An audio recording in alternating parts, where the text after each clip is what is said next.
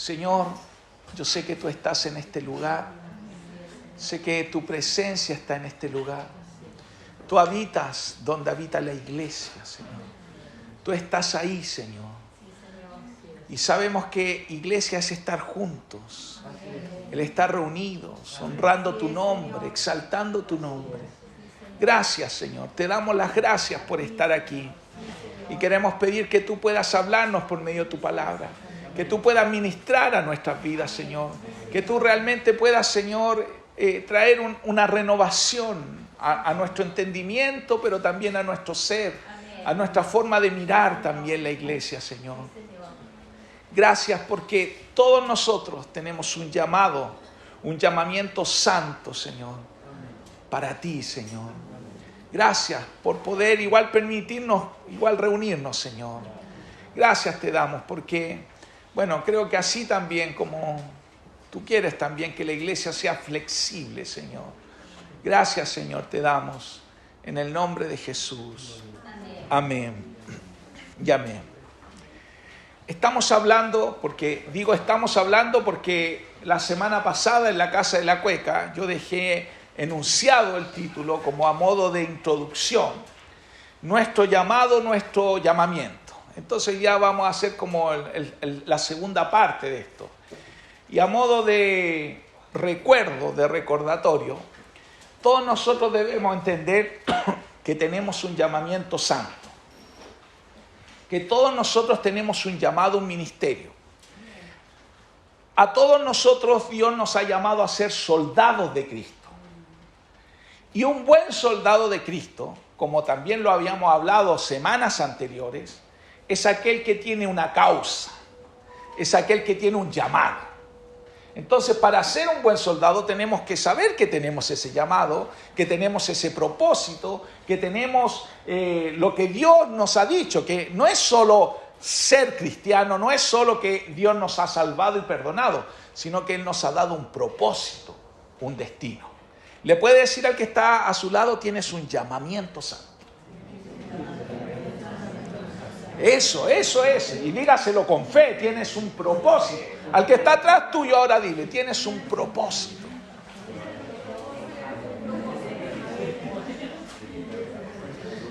Entonces, en este llamamiento, en este llamado, en esta causa, una de las cosas principales que tenemos que tener es la visión correcta. La visión que Dios tiene. Mirar como Dios mira las cosas, en todo sentido, en nuestro ámbito personal, en nuestro ámbito familiar, en nuestro ámbito laboral, en nuestros planes, en nuestros proyectos, y también como iglesia, tener la visión que Dios tiene para la iglesia. Por eso es muy importante entender qué es lo que Dios quiere hacer contigo, qué es lo que Dios quiere hacer conmigo. Eso es muy vital. Porque si yo no sé lo que Dios quiere hacer conmigo, si yo no sé cuál es la parte que me toca, voy a estar, como se dice, de tumbo en tumbo, sin saber por qué soy cristiano. Quizás voy a pensar que tengo que ir los domingos y reunirme en una reunión, pero solo por reunirme. Pero cuando yo entiendo que tengo un llamado, un propósito que cumplir, grande o pequeño, a veces quizás puede ser lo mínimo, pero eso mínimo es tan vital y es tan importante como la parte de un cuerpo. ¿Qué pasa cuando algo tan chiquitito como la uña no la tenemos en el cuerpo? ¿Duele o no? ¿Alguna vez le ha pasado que se ha sacado una uña con un martillazo o algo así? Es terrible, duele mucho. Algo tan pequeño como una uña es tan importante en el cuerpo. Y nosotros pensamos, ¿y para qué son las uñas? Las cortamos, no sirven.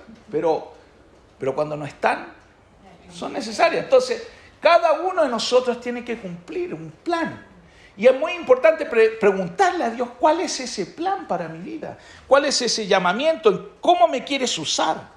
Porque si yo no tengo esta visión correcta, vuelvo a insistir, como dice la Biblia, el pueblo que no tiene visión se desenfrena, pierde el rumbo, pierde el propósito.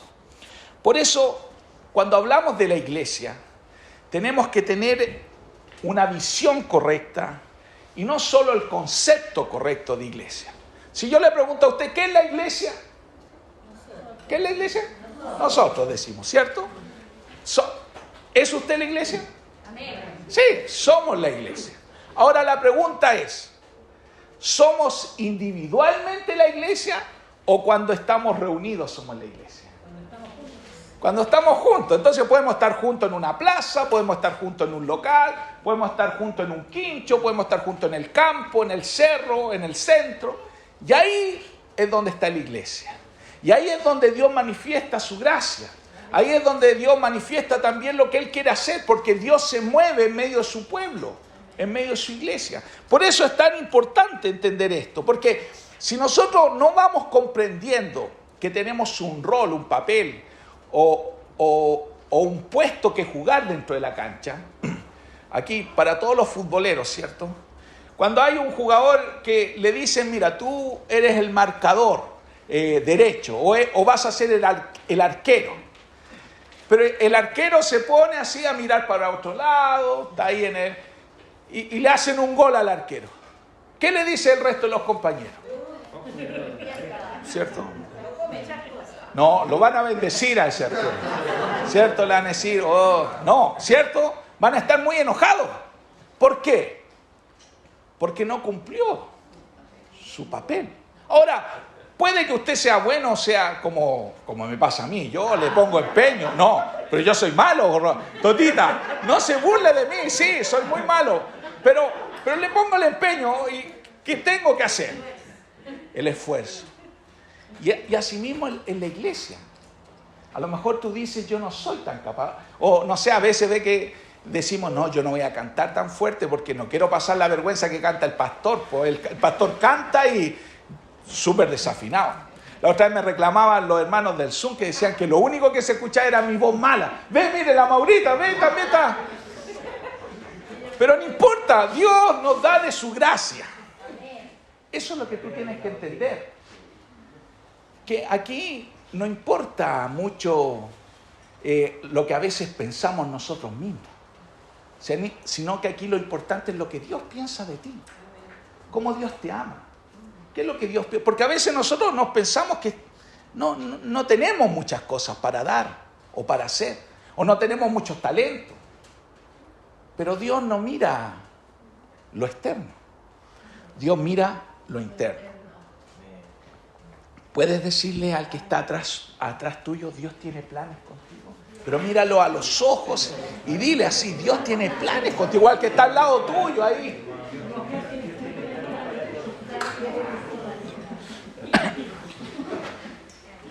Y lo más vital de esto, como a modo de recuento y de resumen, cuando nosotros tenemos una visión incorrecta de lo que es la iglesia, ¿sabe lo que va a ocurrir con nosotros individualmente, pero también como iglesia?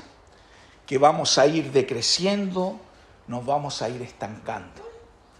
Porque en la medida que yo tengo el concepto correcto de mi rol y de la iglesia, ¿sabe lo que va a ocurrir? Vamos a ir creciendo, vamos a ir avanzando, vamos a ir conquistando, como dice la palabra del Señor, que el que comenzó en nosotros la buena obra la va a ir perfeccionando, porque vamos a ir creyendo. Como dice también Proverbios capítulo 4, que la senda de los justos es como la luz de la aurora, que va en aumento hasta que el día es perfecto. Así nuestra vida va a ir creciendo. Pero si yo no tengo una visión correcta, un concepto correcto, ¿sabe lo que va a ocurrir? Me voy a estancar, voy a decrecer, me voy a poner fome como cristiano. Me voy a poner quizás a criticar. Y ahí es donde empieza todo lo feo que a veces tenemos, porque perdemos la visión correcta. Por eso, cuando hablábamos de esto de la visión, yo la semana pasada di 3 conceptos, 3 imágenes de la iglesia que mucha gente puede pensar. Una de ellas, ¿cierto? Un servicentro donde va a cargar benzina para los autos. A lo mejor muchos piensan que eso es la iglesia, que yo tengo que ir a un lugar para ir a llenar mi estanque. ¿Para qué? Para que me dure toda la semana. Es cierto que Dios nos da, pero ¿por qué venimos aquí?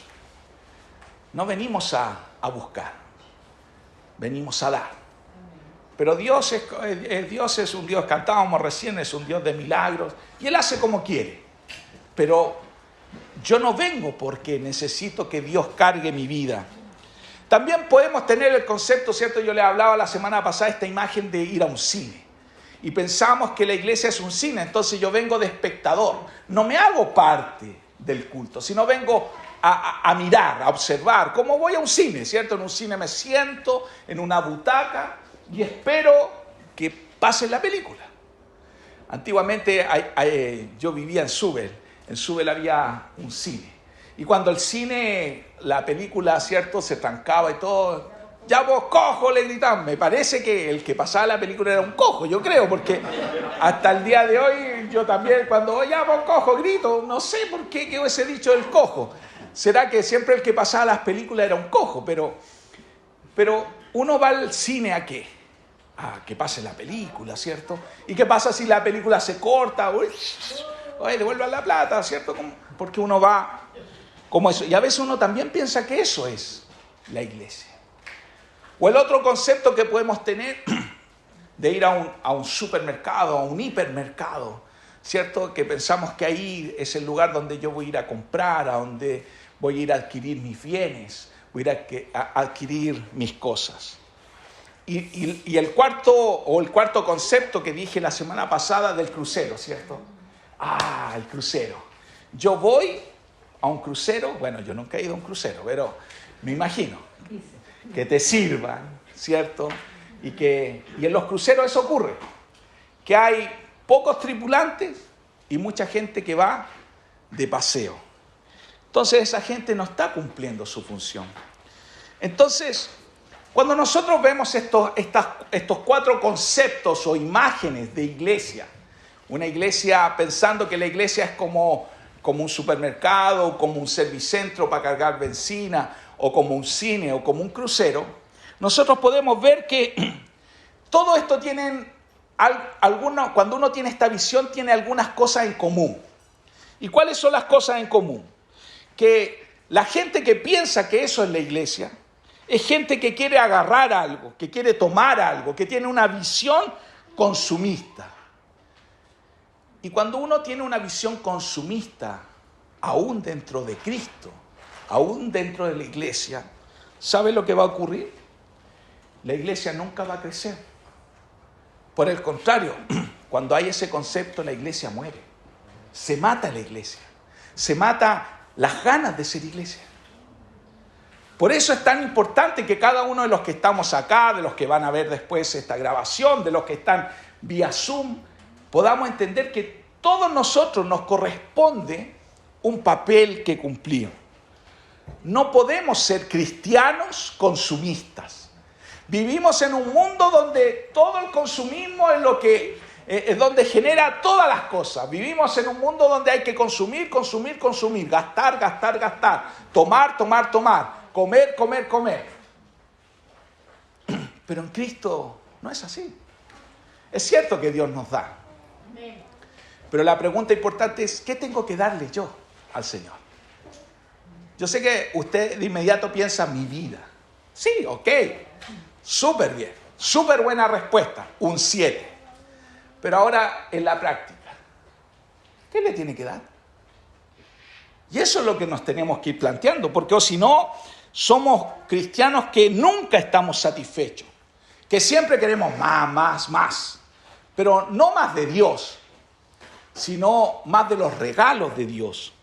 Un cristiano consumista nunca va a tener un verdadero compromiso con Dios, ni con la iglesia, ni con los hermanos. Porque va a tener una visión de un cristiano cliente. ¿Cómo es un cristiano cliente? ¿Cierto? Como usted ha escuchado el dicho, el cliente tiene la razón.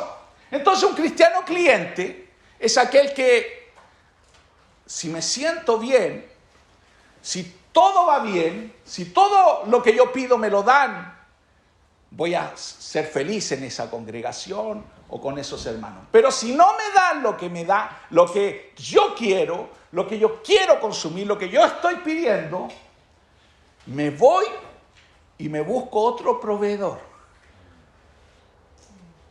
Mire la palabra que estoy usando. Otro proveedor. Entonces, por eso vemos hermanos que se cambian de congregación en congregación. Por eso vemos hermanos que son cristianos clientes. Que si no encuentran en un lugar lo que quieren o lo que andan buscando, van a otro. Y si en ese otro lugar tampoco lo encuentran, van a otro. Hasta donde encuentren el mejor servicio. Porque yo vengo a consumir. Uno dice, en este concepto dice, claro, es verdad que necesitamos ser amados, respetados, sí. Pero qué importante es entender, porque cuando nosotros no vamos con el concepto de dar, sino solo con el concepto de recibir, yo nunca voy a estar comprometido con los hermanos. Porque yo a los hermanos quiero que me den, no les voy a dar. Y todos nosotros sabemos, partiendo de mí mismo, que todos nosotros tenemos fallas, que todos nosotros tenemos cosas feas, cosas... Yo nunca voy a estar quizá a la expectativa completa tuya. ¿En qué sentido lo digo? Quizás nunca voy a cumplir todas tus expectativas yo como pastor. Entonces, porque no soy Dios.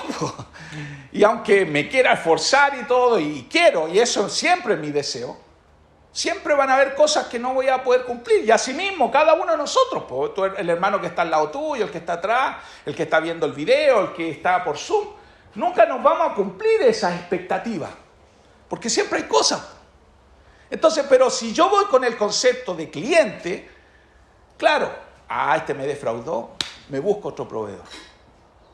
Pero si yo no soy un cristiano consumista, por el contrario, entiendo que mi rol es dar, es cumplir un plan también, aunque yo vea cosas, bueno, y cosas que a veces me van a herir, me van a molestar, ¿qué voy a hacer? ¿Qué voy a hacer? Voy a perdonar y voy a seguir, voy a arreglar las cosas, voy a conversarles y vamos a seguir. Porque entiendo que yo no vengo a ser un cliente, vengo a cumplir el propósito de Dios. Por eso es tan importante tener la visión correcta. Por eso un cristiano consumista es muy peligroso dentro de la iglesia. Porque además, en lo individual, un cristiano consumista nunca va a poder experimentar el verdadero poder de Dios. Porque el poder de Dios se manifiesta en medio de la iglesia, en medio de la armonía, en medio de cuando todos nosotros decimos, bueno, yo sé que Dios está aquí y sé por qué Dios se va a manifestar, porque no tengo nada con nadie. Porque no hay tinieblas. No hay tinieblas que nos separen. Hay una canción que dice, no hay tinieblas que nos pueden separar. Nada. Ni los problemas. Delante Paula leía una palabra de Romanos capítulo 8, ¿cierto? ¿Quién nos podrá separar del amor de Dios? Comienza diciendo Pablo. ¿Quién? Nada. O sea, lo resumen, aunque hace una enumeración bien amplia, pero el resumen de esa palabra es nada. Pero nada es nada. O sea, los conflictos no nos pueden separar del amor de Dios. Quizá una diferencia con algún hermano no nos puede separar del amor de Dios. ¿Por qué? Porque tenemos la visión correcta. Porque entendemos que la visión correcta de la iglesia, en vez de ser un crucero, ¿cuál es la visión correcta de qué es la iglesia? Es un buque de guerra. ¿Cierto? Es un buque donde quizá hay, en un mismo buque de guerra hay distintos roles. Pero cuando hay que tomar las armas, cuando hay que ponerse el casco, cuando hay que combatir, desde el cocinero, desde el que hace el aseo hasta el capitán, todos toman su rol en un barco de guerra. Y eso es la iglesia. Por eso Dios dice que nos ha llamado a ser soldados de Cristo. Porque todos nosotros, a esto Dios nos ha llamado. Y ese es el concepto correcto. Por eso, cuando Jesús habló de la iglesia, la primera vez que Jesús usó la palabra iglesia, que en realidad viene de un vocablo griego, que es eclesía, lo dijo en Mateo 16, del versículo 18 al 19. Si tú tienes ahí tu Biblia, puedes abrirla, o si no, yo la leo de acá.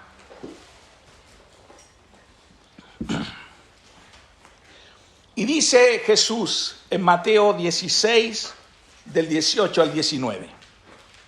Dice, yo te digo que tú eres Pedro, y sobre esta piedra edificaré mi iglesia. ¿Ve? Ahí fue la primera vez que Jesús nombró iglesia. O sea, está diciendo, sobre esta piedra edificaré mi eclesía. Y las puertas del reino de la muerte no prevalecerán contra ella. Te daré las llaves del reino de los cielos. Todo lo que ates en la tierra quedará atado en el cielo. Y todo lo que desates en la tierra quedará desatado en el cielo. Mire qué promesa. La promesa dice que la eclesía, la iglesia. Volvemos. ¿Quién es la iglesia? ¿O qué es la iglesia? Nosotros. Dígalo con convicción. Nosotros. Así. Nosotros. No los otros. Nosotros. Se te suena parecido. Nosotros. Que nos queremos tanto. ¿Ah, cierto? Nosotros. Pero no somos tú y yo en lo individual. Somos tú y yo en lo colectivo. Pero dice, cuando Jesús le dio esta palabra y le cambió el nombre a Simón, ¿cierto? Esta palabra era Simón, ¿cierto? Le dijo, ya no serás Simón, sino que serás Petra, Pedro, roca. Le cambió el nombre, será la roca. Pero sobre esta roca yo voy a edificar mi eclesía.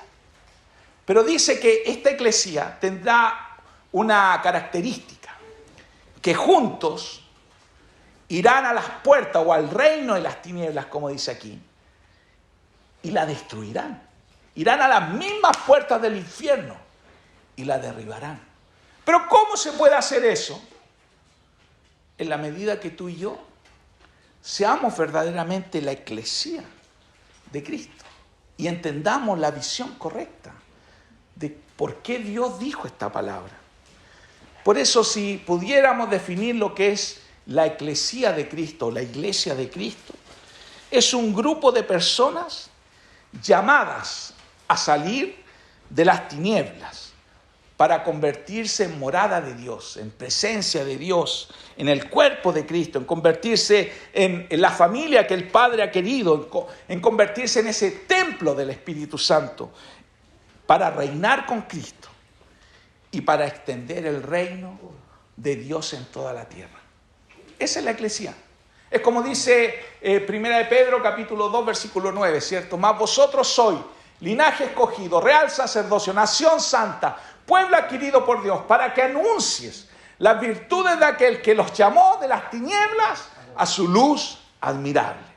Vosotros que en otro tiempo no erais pueblo, ahora habéis sido llamados a ser pueblo de Dios. Este es nuestro llamado. Pero entiende que nuestro llamado no tiene que ver solo con juntarnos. No tiene que ver con solo decir soy salvo. Tiene que ver con un plan, con un proyecto.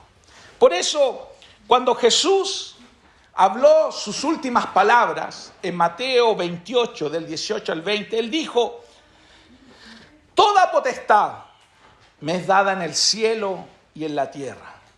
Por tanto, id y haced discípulos a todas las naciones, bautizándolos en el nombre del Padre, del Hijo y del Espíritu Santo, enseñándoles que guarden todas las cosas que yo os he mandado. Y aquí yo estoy con vosotros todos los días hasta el fin del mundo. Amén. Estas fueron las últimas palabras de Jesús. Y destaco yo dos palabras, yo las tengo aquí bien con negrita, destacadas. Dice primero Jesús, todo poder me es dado, toda potestad. Y la otra palabra que destaco, yo estoy con vosotros todos los días hasta el fin del mundo. Si yo tuviera que preguntarte algo, querido y querida, ¿cómo ves tu futuro? Quizás no me lo contestes, pero piénsalo. Los que están también en el Zoom o en la grabación, ¿cómo ven su futuro? ¿Qué piensan de su futuro? ¿Qué piensan del futuro de la iglesia? ¿Qué piensan del futuro de sus hijos, de su familia? A veces es lindo pensar y detenerse un poco.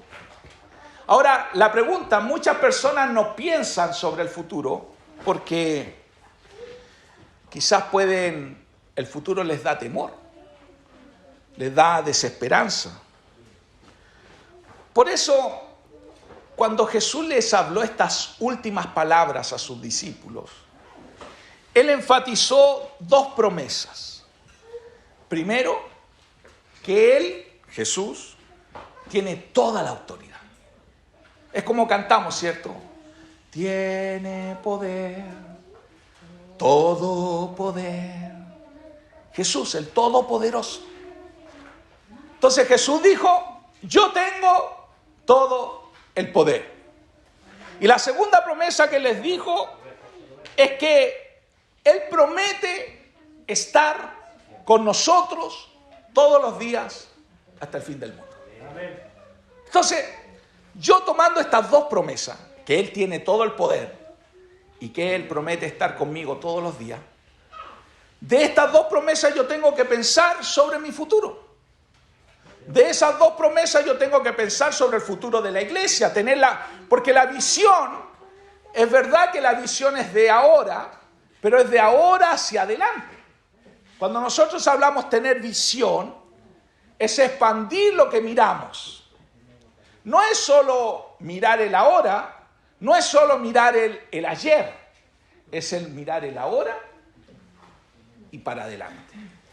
Entonces, cuando nosotros, al pensar del futuro, cedemos a la desesperanza, a la apatía, perdemos la realidad de quiénes somos en Cristo. Perdemos nuestra visión, el enfoque. Cuando yo soy apático sobre el futuro, o tengo una desesperanza, o tengo temor, o soy negativo sobre el futuro, realmente dejo de mirar a Cristo, porque Cristo me está prometiendo que Él va a estar conmigo todos los días y que también Él tiene todo el poder.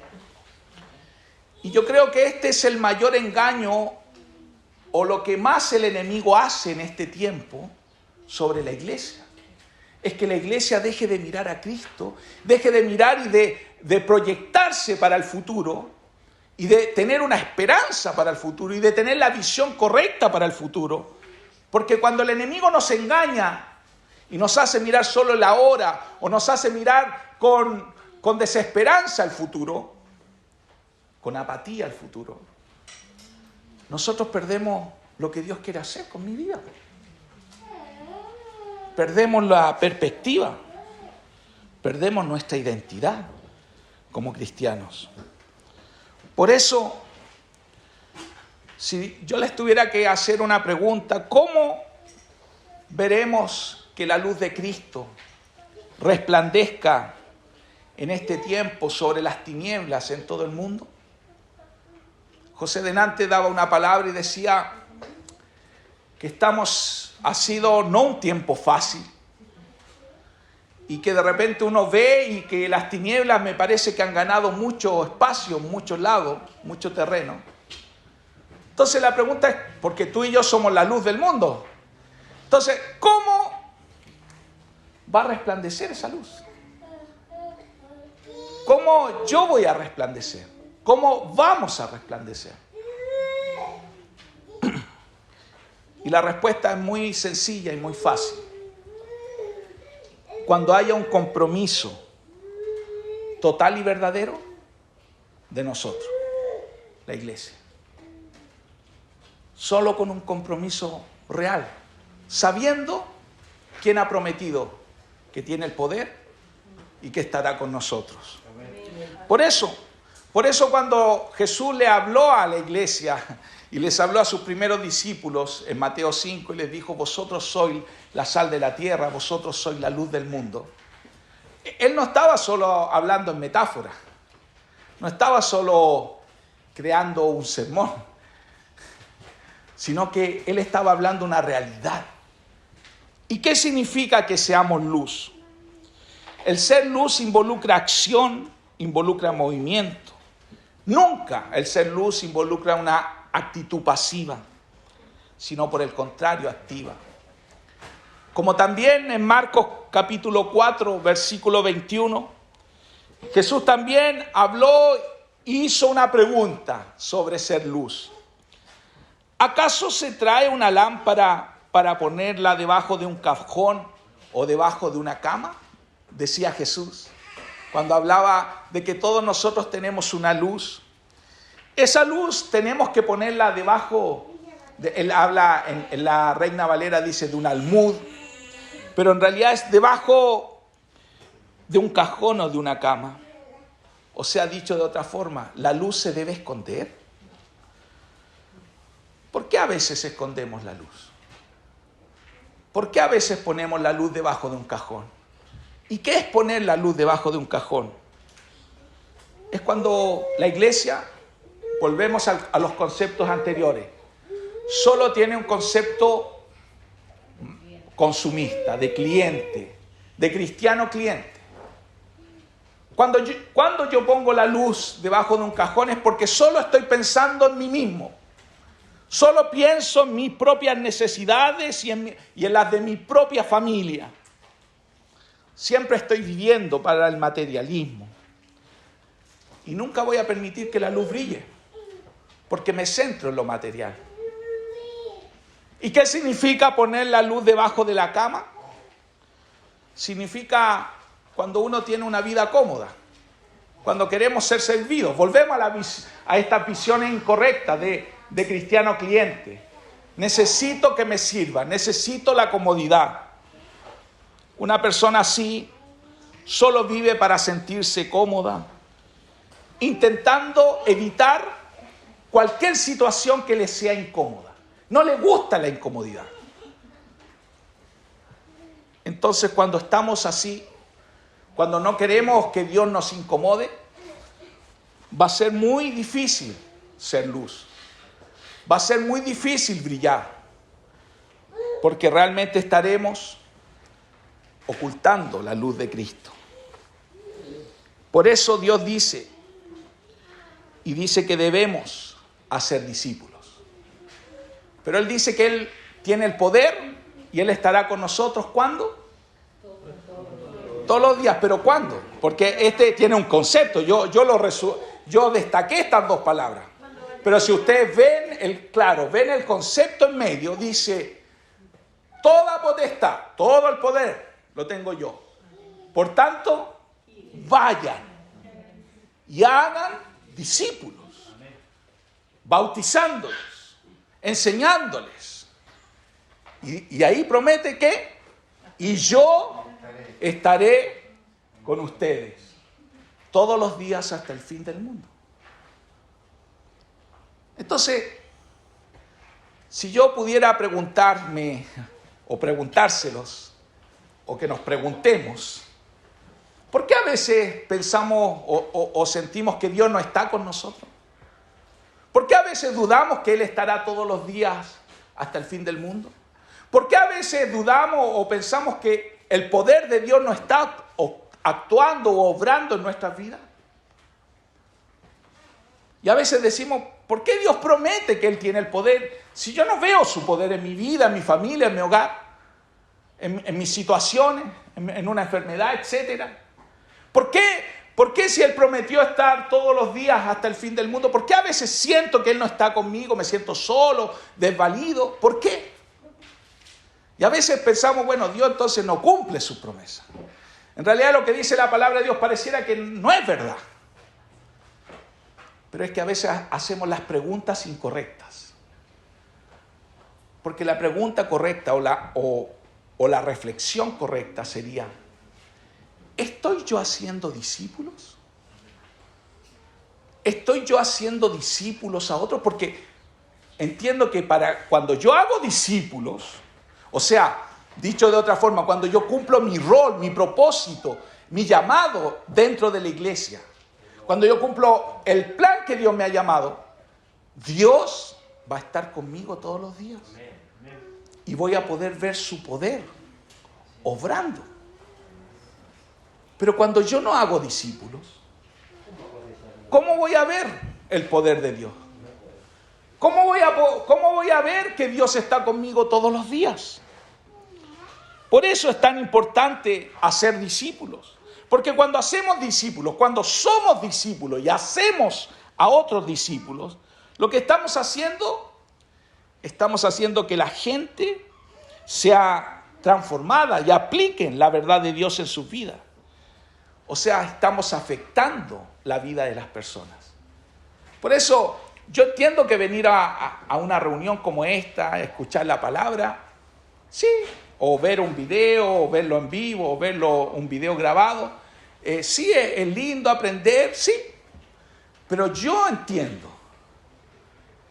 que la verdadera influencia o el verdadero cambio o la verdadera afectación, no sé si existe esa palabra, pero afectar, inventé una palabra por último, pero esto de afectar a alguien, ¿sabe cuándo se cumple o se logra?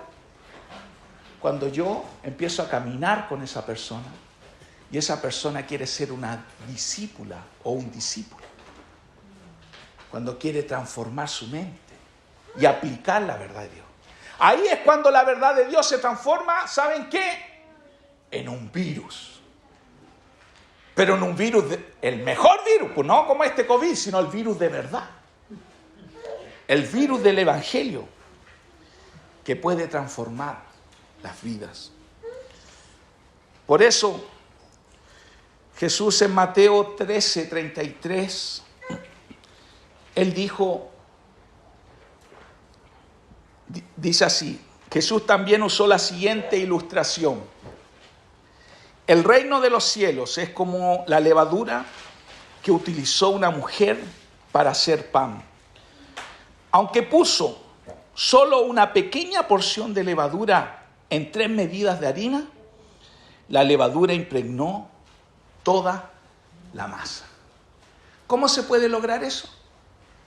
Haciendo discípulos, cumpliendo nuestro llamado y nuestro propósito, sabiendo que eso es ser iglesia. Dicho de otra forma, todos somos misioneros aquí. Somos misioneros del Rey. ¿Pero tú vas a cumplir tu llamado? ¿O vas a ser un cristiano consumista? Concluyo diciendo, 1 Corintios capítulo 15, versículo 58, dice, así que hermanos míos, amados, estad firmes y constantes, creciendo en la obra del Señor siempre, sabiendo que vuestro trabajo en el Señor no es en vano. Si yo puedo resumir esta palabra, hermanos míos llamados, primero estén firmes, estén constantes, crezcan en la obra del Señor y sepan que tu trabajo, que tu labor no es en vano. Servir al Señor, cumplir el llamado y el propósito nunca es en vano. Nunca es algo perdido, nunca es algo que no vale la pena. Por el contrario, es lo mejor que nos puede ocurrir. Dios nos ha llamado a ser su iglesia, a ser su pueblo, a ser su templo, a ser ese pueblo de Dios. Pero para ello, cada uno de nosotros tiene que cumplir su llamado y su propósito. No podemos ser cristianos clientes. Amén. Póngase en pie.